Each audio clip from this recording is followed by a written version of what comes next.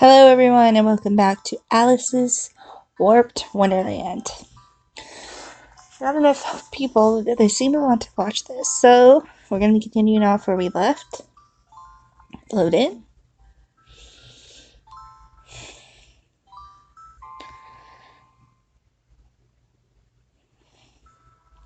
Atop the Cheshire Cat's shoulders, we left the school and made our way towards the train station. There was not a single person to be found in the city. The train station at sunset. Around this time it usually got crowded as people started their commute home. But no one was here. Shops had all their shutters raised and their goods on display. But no one was standing in line or operating the tills.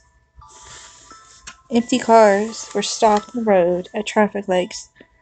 The cars didn't move when the lights turned green, but that goes without saying. It's like every person in existence had vanished off the face of the earth. I wonder if the Mary Chestnut was like this. I don't know what that word is. I hope I said it right. I mumbled as I looked around. Murmured, sorry. Oof. Mary? It's a famous incident where a ship's passenger suddenly disappeared. Oh, take a right here. The Cheshire Cat turned a corner next to a crepe shop. Despite the staff's absence, a sweet smell still lingered in the air. While I fretted, the Cheshire Cat leisurely strolled through the quiet city. Yeah. All things considered, though, this might be for the best. Someone saw us. They'd put us in a freak show. A tiny shrunken girl and a man with a Glasgow smile. I decided to be positive about my situation. Hotel Relieva. We passed through the ghost town that was once a thriving city and arrived at Hotel Levera. I hope I did not say that right. After passing through the automatic doors, the Cheshire Cat walked, or rather, he slid across the fluffy carpet. In the lobby, a chandelier hung from the ceiling, dispersing light in all directions. But although the front desk was illuminated, there was no concierge to assist us. Doesn't look like anyone's here either. As soon as I said that, I heard the loud noise from the back. Whoa. The unmakeable sound of something breaking. I looked toward the source of the sound, then looked up at the Cheshire Cat's smiling face.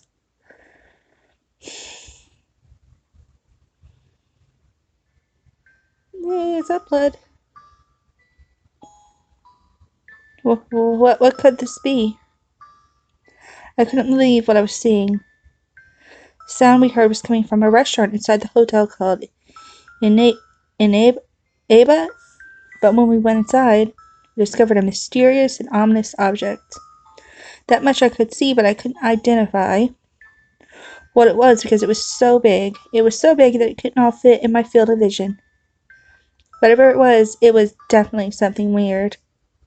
The Cheshire Cat backed up to the edge of the restaurant, allowing me to see all of it. The object was actually a big woman. Actually, calling her just big might be an understatement. It's a bit rude. She looks so big because I'm small, right? The woman's head nearly touched the ceiling as she towered over the dining table in front of her.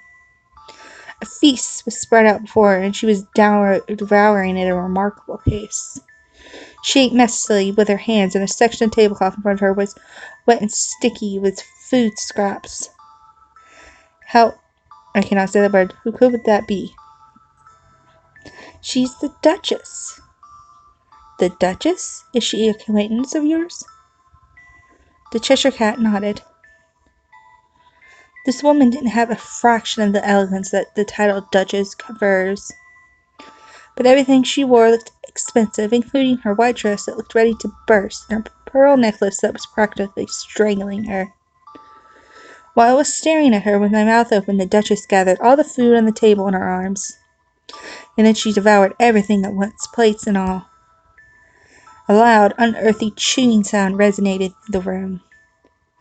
Won't she cut her mouth? I'll be okay. It'll be okay. After all, she's the Duchess.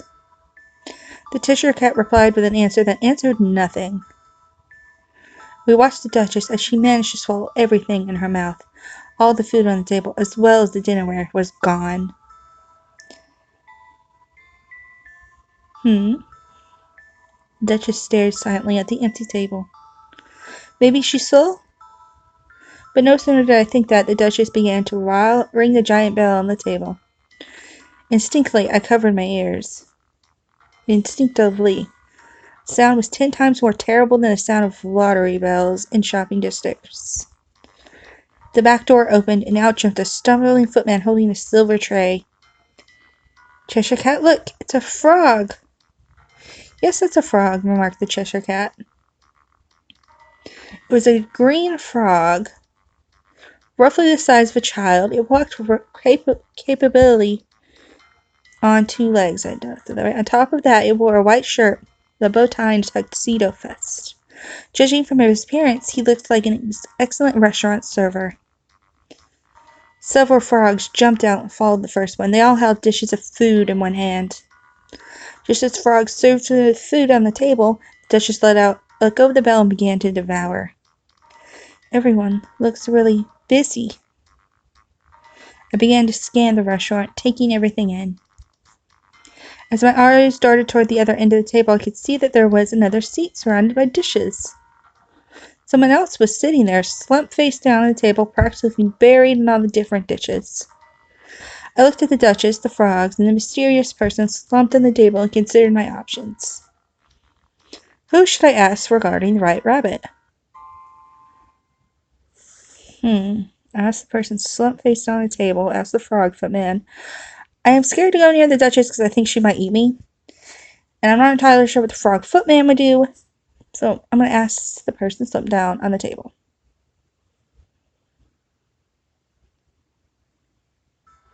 We approached the face-down person on the opposite side of the table. Full-course meal for the person was basically untouched. Small man lay passed out, surrounded by decadent dishes. In his hand, he gripped a silver fork. Well, this guy's hair is white. Is he an old man? As I got closer, I heard a small whimper. Ugh. Excuse me, are you okay? I asked the man after I was set on top of the table. I can't do this anymore, he muttered in a vacant voice, his face still down. I'm sorry to bother you when you're tired, but we're looking for the White Rabbit. Have you seen him? It's over. It's no use. He's not listening. I looked up at the Cheshire Cat and shook my head. Looks like he's too preoccupied to answer us. Let's try going to the kitchen. The frogs look busy, but... Whoa! I suddenly stumbled and nearly fell. Because as I was trying to get on the Cheshire Cat's hand, something else had tugged me in the opposite direction. When I looked back, the man was pulling on the hem of my skirt. His face was still down. Are you all right? I asked again, and the man finally raised his body. Oh, he's actually pretty young. His white hair made me think he was really old, as I was quite surprised to be proven otherwise. Well, he was younger than I thought, but he was still middle-aged. Considering how exhausted he looked, I suppose he was in his late 30s. His white hair looked floppish, and it curled tightly around his ears. For a moment, I remembered the portrait of Mozart in our music room. As I recall, his hair was supposed to be a wig. Excuse me. But this looks like his real hair. A few strands are on his face, where it's true. The left side of his curled hair was pressed in disarray. He looked haggard and skinny, with dark circles under his eyes. He didn't look well at all. What exactly happened to you? The man introduced himself as the Duke. Naturally, he was the Duchess's husband. Despite appearances, the two were married. We hosted the wedding reception here, the Duke began to explain in a gloomy voice. And since then, my wife's appetite won't stop. It won't stop? She has been constantly eating since then. How long do you mean? It's probably been about 12 years by now. Whoa. 12 years? That's amazing in everything, in every sense of the word. We've been here ever since we got married. Oh, so the Duchess dress is a wedding dress. Why don't you just tell her to stop? To me, 12 years seems like a really long time. Before we got married, I told her that I would do whatever she said if she married me. Oh. Whenever I suggest we go home, she just says, so you don't love me anymore? For her to ask that, ugh. Don't cry, you must really love your wife. Aren't you going to eat? I looked at the food that was spread for the Duke. Though it was plated beautifully, it looked rather dried out. It seemed like much time had passed since the food was served. Perhaps it's none of my business, but I think you're the one who should be eating. The Skinny Haggard Duke looked up at me and said, my stomach is very sensitive, so when I see her eat like that, just watching it makes me. Duke clutched his stomach in pain. I understand how watching someone eat can make someone lose their appetite. It can be especially rough if you have a sensitive stomach, too. But, Duke, you agreed to marry her. Why don't you just suck it up? You're a couple, after all. The Duke just glared at me. It was a bit rude. You think this problem is beneath you, don't you? I turned my head to the side and stuck out my tongue. I mean, technically, it's not my problem. By the way, did you say you were looking for the White Rabbit? Asked the Duke, rubbing his chin thoughtfully. Good, we're finally getting to the point. Yes, we are. Do you know anything about the White Rabbit? We think he's been here before.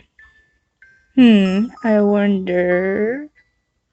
What's with this mocking tone? Do you know something? Please tell us. The Duke continued to look at me. Who are you anyway? You're pretty small. What are you going to do once you find the White Rabbit? She's Alice. Uh-oh. Before I even finished saying my name, the Cheshire Cat answered for me. Well, I should have expected that. Upon hearing his answer, the Duke straightened up in his seat. Alice! You're Alice? Welcome home, our Alice. The Duke grabbed my hands and started to cry.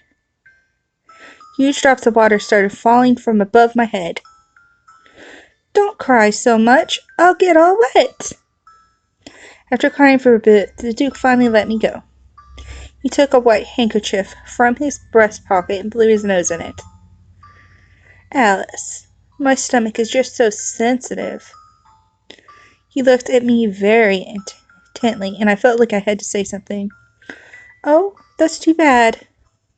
But my wife's stomach is too strong. That's too bad. If this keeps up, I'll die. Do you think so? If you could hold out for 12 years, I feel like you'd be okay. The Duke gripped the silver fork tightly. No, I'd rather just die. Wait, it's not good to be too hasty. The Duke stared at me. I started to have a bad feeling about this. Alice, would you please help me? Huh? Please make my wife stop eating somehow. What kind of request is that? If you do, I'll tell you about the White Rabbit. For someone with a frail constitution and weak stomach, he's pretty screwed. I thought about it for a while. Should I accept or deny? Do I really want to go near the woman who eats everything she get her hands on? Especially after the people at the tailors tried to eat me. And the Cheshire Cat says a lot of people want to eat me. But at the same time, I need to know where the White Rabbit is so we can progress. I'll accept. Alright, I guess I have no choice. Reluctantly, I accepted. It couldn't be helped. At the moment, he was our only lead to the White Rabbit. Thank you, Alice.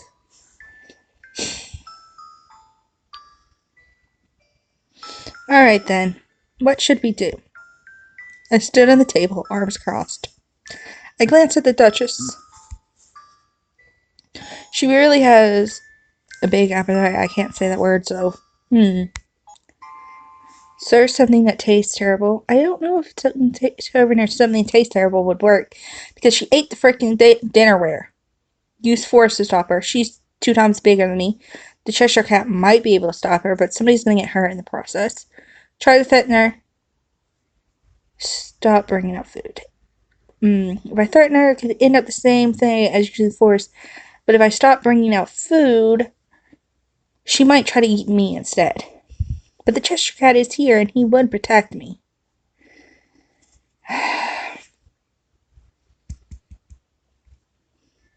I know. Why don't we have the frog stop bringing out food? She'll have to give up if there isn't any food to eat.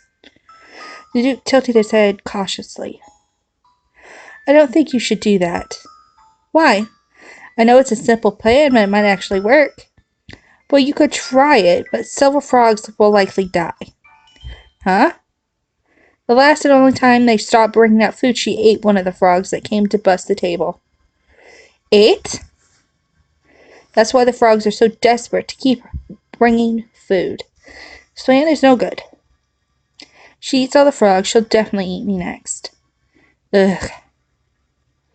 But a bride who eats live frogs because there's no more food has serious problems. A husband who can love someone like that has issues too. You may be the most understanding husband in the world.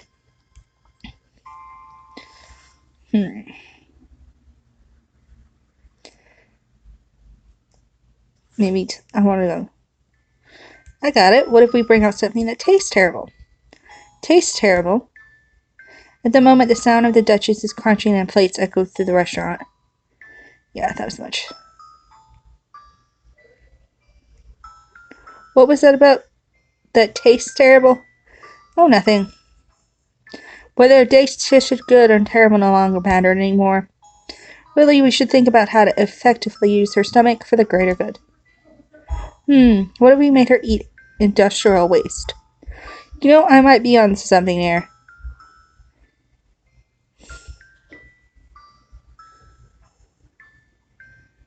I'm beginning to think this is impossible. Please don't say that. The Duke squeezed me desperately in his hands. Ow, ouch! The Duke looked at me with a puzzled expression. Come to think of it, you're rather small, aren't you, Alice? I feel you were a little bigger when we first met ages ago. I didn't choose to be small. Some stuff had it becoming small, or was I forced to become small? Wait, huh? I looked at the Duke carefully. Ages ago? Do you mean to say we've met before? Of course. I thought about it briefly and shook my head. Can't remember. Maybe it was someone else. No, it was you, Alice. Maybe it was a different Alice then. You're the only Alice. Like I said, I'm not Alice. But the Duke wasn't listening to me. Ooh, it'd be wonderful if my darling became this small, too. Oh, now there's an idea. What? The Duke loosened his grip, and I immediately opened his hands and freed myself. Why don't you make her small? Then you can carry her like the Cheshire Cat carries me, and she won't be able to eat anymore. But won't she be angry? Asked the Duke fearfully. It's fine, shrieking doesn't hurt, and it's only if she gets mad. Okay, if she gets mad, especially if you can hear how much she's already eaten, that can't be healthy for her. But I don't want her to hate me. You really love your wife, don't you? I sighed, mostly in admiration. Well, they were technically newlyweds. In that regard, it was charming, but that didn't mean I could just sit here and smile about it. You'll be a Coke old someday with that attitude. Chuck old someday with that attitude? I don't understand. What? Well, everyone knows that. A man who's too sweet is too boring. I'm not entirely sure that's true, though. Personally, I think nice guys are great. But if I'm speaking generally, a man who's too sweet is too boring, isn't it? The Duke seemed to be in shock. No, that can't be, but maybe she... But then he started muttering to himself. Suddenly the lead Duke, he seemed lost in his own little world, and turned to face the Cheshire Cat. The question is, where can we get more of that bread arm? Cheshire Cat's faraway face came close to my own. Seems he meant now to talk to me. The bread is at the bakery. You think so? Would a bakery really make such creepy bread? If you're looking for a bakery, the Duke couldn't, having come back to us, you can find one in the basement. Bakery? The basement has become a shopping mall of sorts, so it's not out of ordinary for hotels to have boutiques or small gift shop. But could there really be a bakery? I believe I saw strawberry jam bread there too. You mean the white arm bread? Looked at the Cheshire Cat and he nodded softly. Then you should go buy some yourself and have her eat it. He really didn't need to send us on an errand. With a huff, the Duke sighed unnaturally. Alice, my stomach is just so sensitive. I know, you told me. If I go to a place like that, I'll die. Huh? Place like what? What's that supposed to mean? It's just a simple bakery, right? My eyes widened, but the Duke just waved his hand at me. Oh, but if you go, Alice, it'll be fine. I'm pretty sure it'll be fine. Fine, then. I don't expect the surprising resilient Duke to die anytime soon if I leave him, but I'm worried about those frogs who had been working to death. Well, Cheshire Cat, let's try visiting this bakery. At that, the Cheshire Cat grinned. As you wish, our Alice.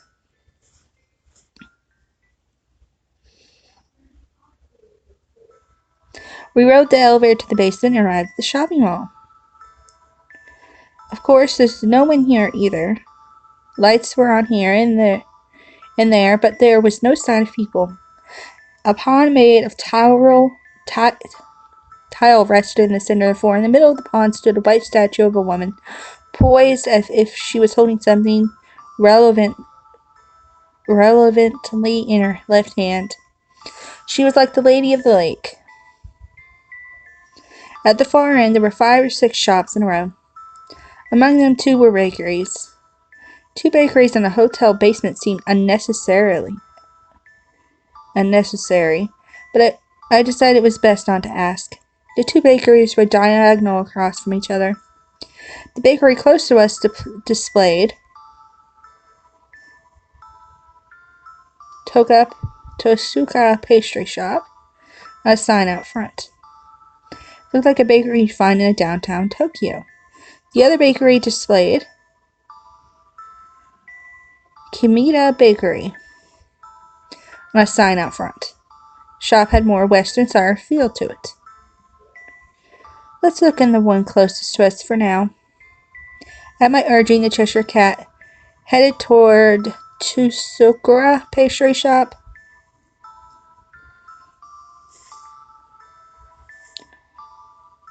A curtain was pulled over the window in the glass door so we couldn't see inside. Perhaps someone is here. The Cheshire Cat tried pulling the door handle, but it wouldn't open. It seems to be locked. I asked the Cheshire Cat to put me down, and I pressed my ear against the door. I heard faint sounds coming from inside. It sounded like there were people in there. I banged on the door and called out, "Excuse me." I heard rustling. There are definitely people inside. But no matter how much we waited, no one came to answer. Maybe they're closed today. Just when I was about to give up, a muffled voice came from the other side of the door. What's the best Anpan? What? The sudden question took me aside. What's the best Anpan? The voice repeated itself. It sounded a little annoyed, but I had no idea what it was talking about. What's the best? What? Smooth paste or chunky paste? I'm never chunky for anything, so I'm going for smooth. If you're asking me to choose, maybe smooth? Before I could even finish answering, the door swung open. Oh, look, there were people. Your life is mine, huh? A drawn katana glinted in the light. That much I saw. There was barely time for me to panic or shut my eyes. Even less time for me to understand what was happening. Excuse me. Die! Look out! What? A storm of sound and voices swirled around me. Suddenly I felt myself grabbed by my torso and shaken fiercely. I'm getting dizzy. What on earth is happening? Desperate, I tried leaning forward to check my surroundings when I noticed I was being held by a young, tan-skinned man who was sliding along the ground. Who is this? The man got up quickly. At the same time, loud popping noise reverberated around me. Are those gunshots? I've never heard the real thing before. Hurry, over here. The man quickly stood up and kept his head down as he ran to the Kamita bakery. As his captive, I couldn't actually object to this.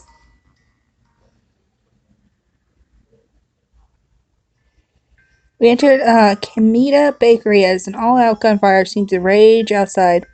What is going on? I struggled against the tan man's grip. He ran on top of the table and lifted me over his head. Yo, bros, the chick is a smooth-paced supporter. Cheers erupted. What's a smooth-paced supporter? Shouted by loud shouts of smooth pace. I had no idea what was going on. Smooth pace, smooth pace, smooth. Let's fight together, comrades. Wait, I don't understand what's going on at all. These people are Anapan. Upon hearing that familiar voice, I turned around and saw the Cheshire Cat standing at the edge of the table. He seemed to have avoided getting hit by stray bullets. What does that mean? Anapan means Anapan. What do you mean by Anapan? Anapan is a pastry filled with red bean paste. I know that what Anapan is. Why are they shaped like humans? Why can they move around? Why did they talk? Bread can move around and talk too, Alice. Oh. You're a little faint. I've learned from my experiences so far that there's no point in arguing about these things. Looked around at the Anapans again. They were all tanned with shaved heads. Their skin was unusually glossy, but their bodies looked sturdy. They looked like a gang of bodybuilders. The only article of clothing was a loincloth. The words Kamita Bakery was stitched on the hems of their matching lettering. I wonder if their eyebrows and teeth are made of bread, too. The attention to detail is impressive. Welcome, Toots. Anapan, with pickled cherry blossoms on his head, greeted me. Thank you. Why are you fighting with the Tusoko Bakery pastry shop across the way? Over there's chunky paste turf. This here's smooth paste turf. What? Huh? We battled to decide which gang is the true Anapan. The true Anapan? I know I'm not saying this right. I apologize right now. That's right. It's a sacred battle where we put our pride and faith on the line to settle whether red bean paste should be smooth or chunky, said Anapan behind me with a poppy seed on his head. Seems they're free to put whatever toppings they please on their heads. The second Anapan War, added the Cheshire Cat in a whispered tone. It was so ridiculous I started to feel lightheaded. None of that really matters. I meant to say it under my breath, but it suddenly got so quiet inside the bakery that you'd hear a pin drop. Oh no, I felt a shiver go up my spine. It doesn't matter. Is that what you just said, Toots? Anapan started to crowd around me. The Anapan's hand that was holding me began to shake. I then realized that every gun in the room was pointed at me. Oh, God. I shook my head fiercely. No, I didn't mean it's not important. I meant that I like them both. Both? Oh, crap. I just added fuel to the fire.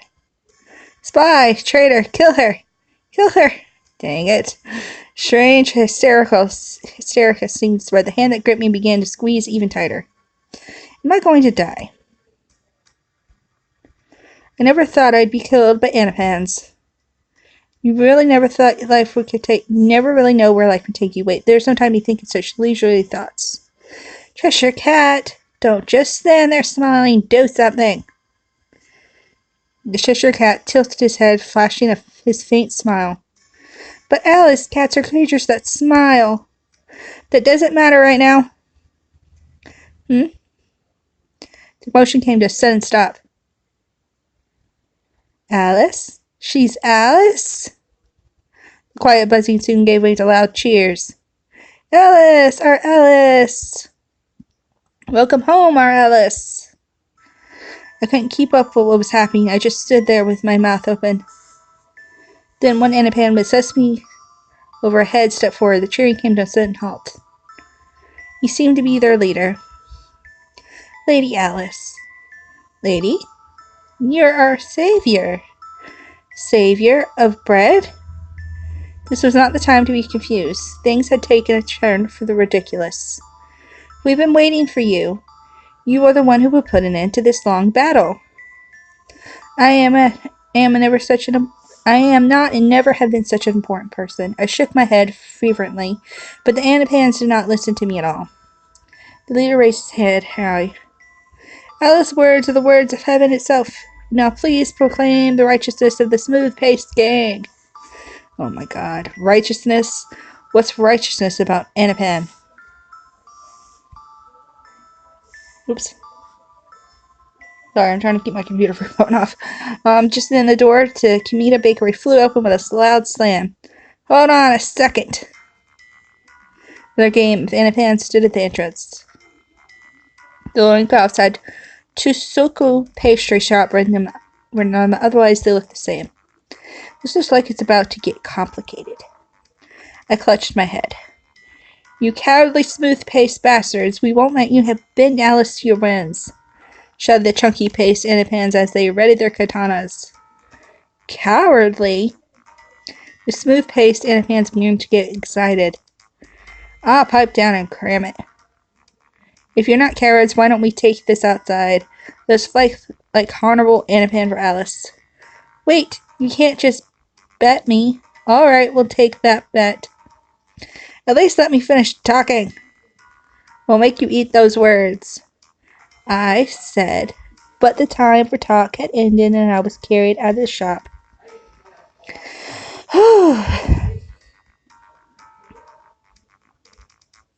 The smooth-paced gang carried guns, while the chunky-paced clan wielded katanas. Palpable tension filled the shopping mall. Both sides stared each other down. You've got to be kidding me. If I'm thrown into the middle of this battle, I'll die for sure. It's too pathetic to get killed over red bean paste. Stop. Violence isn't good. It's not good at all. As I cried at the top of my lungs, the anapans froze in place. They all looked at me. I stammered from the weight of their gaze. Don't stare at me. I'll get nervous. The words of Alice are the words of heaven itself. The Cheshire Cat suddenly spoke a song-like tone. You two, why are you saying that now? Yes, that's right. Only Alice can decide this. What? Alice, our Alice. Bring Alice to the conference area. Let us receive the gift of her wisdom.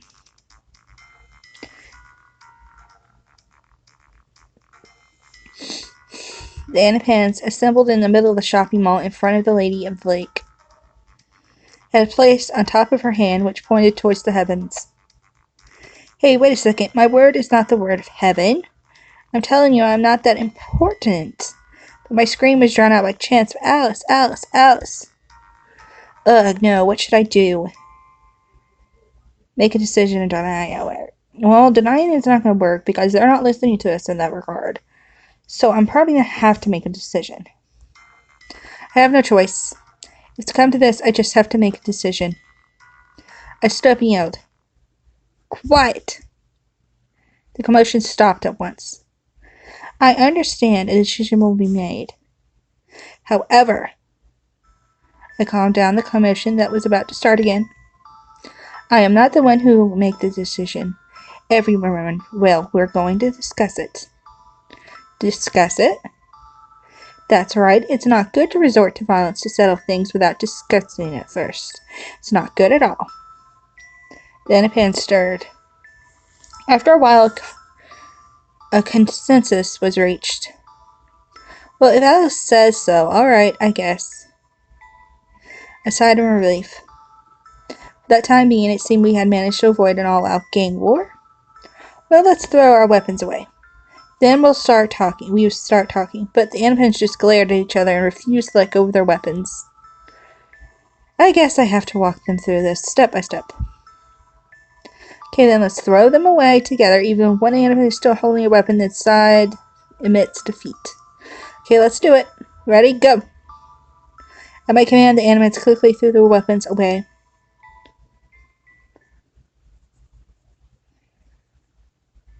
Okay, now leaders, come forth.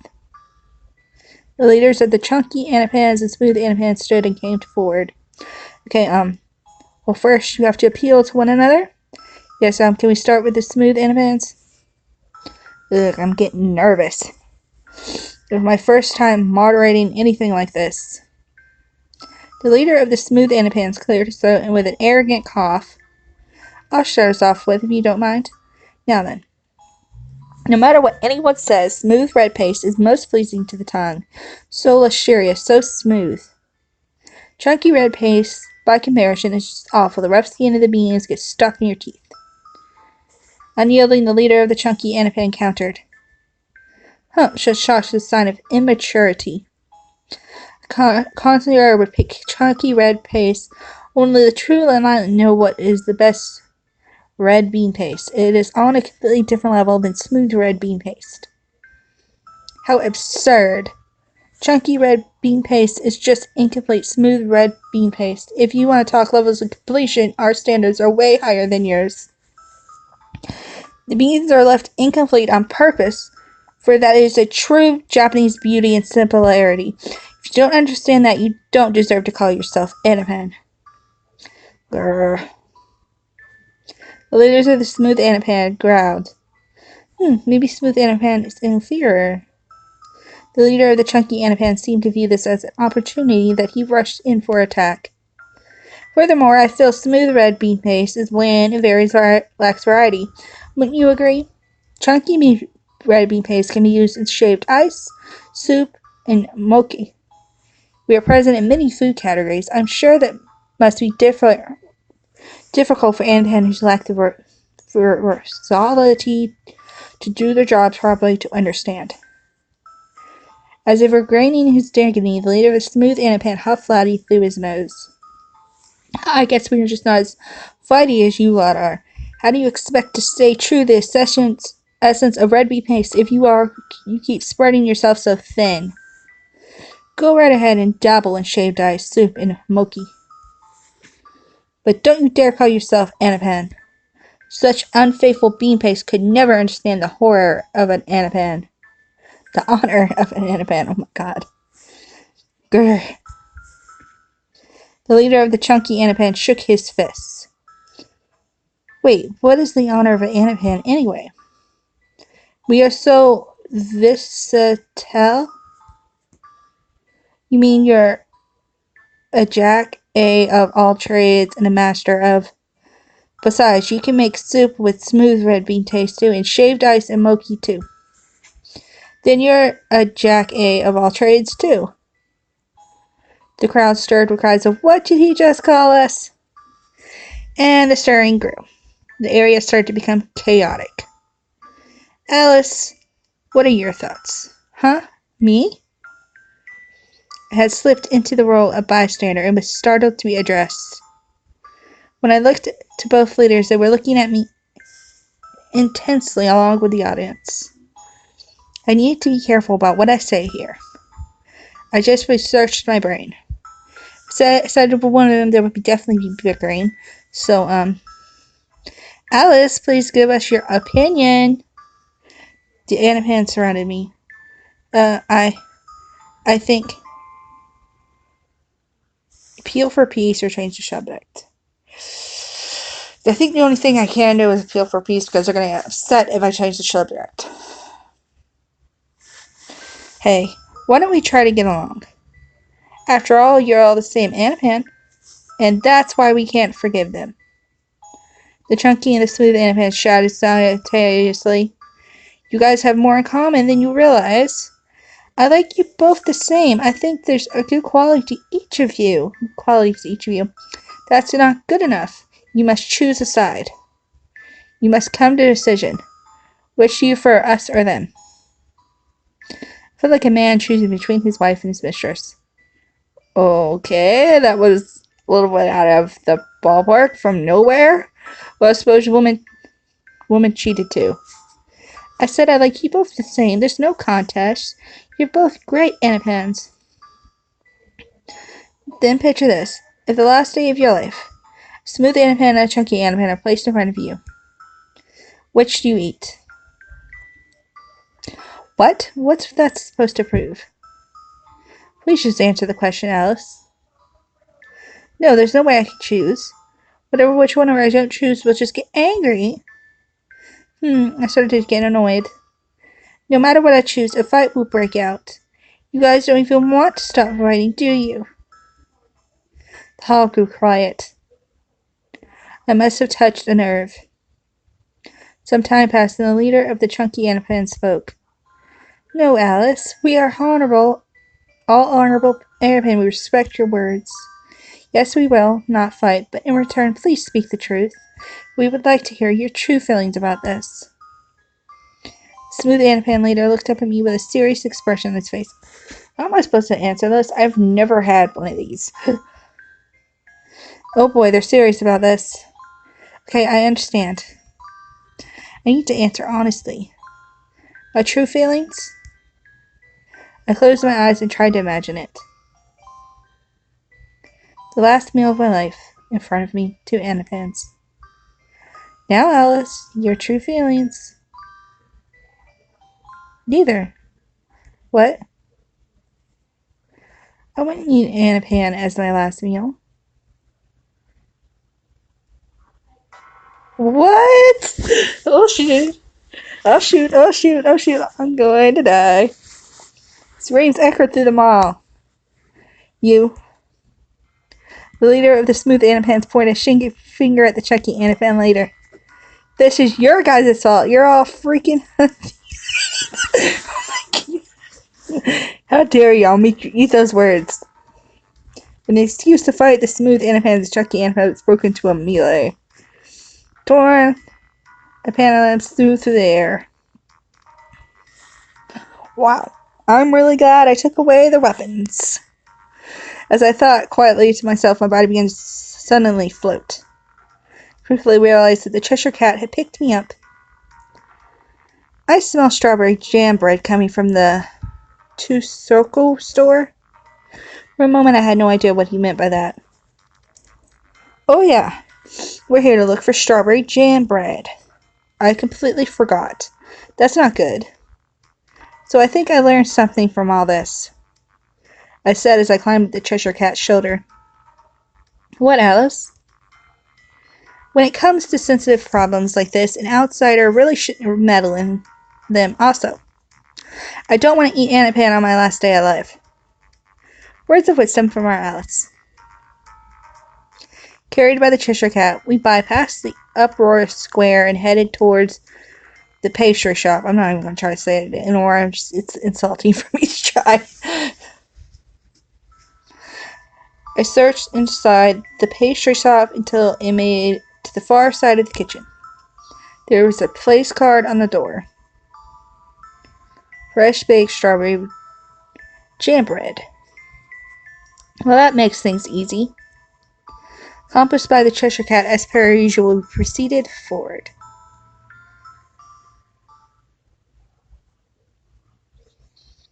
Is this a jail cell? Upon opening the door, we were bombarded by voices. Eat me, please. Eat me, please, eat me. Eat me, please, eat me. Eat me, please, eat me. When I looked inside and saw a cage, inside the cage were several identical pale boys. Their heads were shaved and their chunky cheeks were white and puffy.